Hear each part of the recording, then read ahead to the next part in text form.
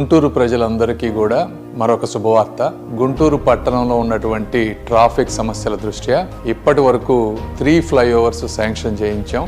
ఇప్పుడు 4వ ఫ్లైఓవర్. ఇది వాస్తవంగా 2014లో కూటమి ప్రభుత్వం తెలుగుదేశం పార్టీ ఉన్నప్పుడు శాంక్షన్ అయినటువంటి ఫ్లైఓవర్. 2017లో దీనికి ల్యాండ్, మున్సిపాలిటీ అనుమతులు అన్ని ఇచ్చి సైట్ హ్యాండ్ ఓవర్ చేయడం జరిగింది.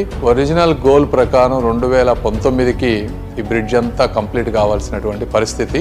ఇది నంది వెలుగు ఫ్లైఓవర్, గుంటూరు హనుమానుపాలెంని కనెక్ట్ చేసేటువంటి ఫ్లైఓవర్. ఇది చాలా ముఖ్యమైనది. ఎందుకంటే రైతులు, చుట్టుపక్కల ప్రాంత ప్రజలందరూ కూడా గుంటూరులోకి వచ్చేటువంటి ఇంపార్టెంట్ ఫ్లైఓవర్. 2019లో గవర్నమెంట్ చేంజ్ అయిన దగ్గర నుంచి కాంట్రాక్టర్లకు బిల్లులు ఇవ్వకపోవటం వల్ల, అంటే దాదాపు 10 కోట్ల రూపాయల బిల్లులు ఇవ్వకపోవటం వల్ల పనులన్నీ కూడా ఆపేసినటువంటి పరిస్థితి. ఇది ఒరిజినల్ గా 50% రైల్వే, 50% స్టేట్ గవర్నమెంట్ తోటి చేయాల్సినటువంటి ప్రాజెక్ట్. రైల్వే వారి పనులన్నీ కూడా పూర్తి చేశారు 2022 కల్లా. అయితే స్టేట్ గవర్నమెంట్ నుంచి డబ్బు రాకపోవడం వల్ల పూర్తిగా ఆగిపోయినటువంటి పరిస్థితి. అంటే దాదాపుగా 10 సంవత్సరాల పాటు ఈ ప్రాజెక్ట్ శాంక్షన్ అయినా కూడా కంప్లీట్ కానటువంటి పరిస్థితి.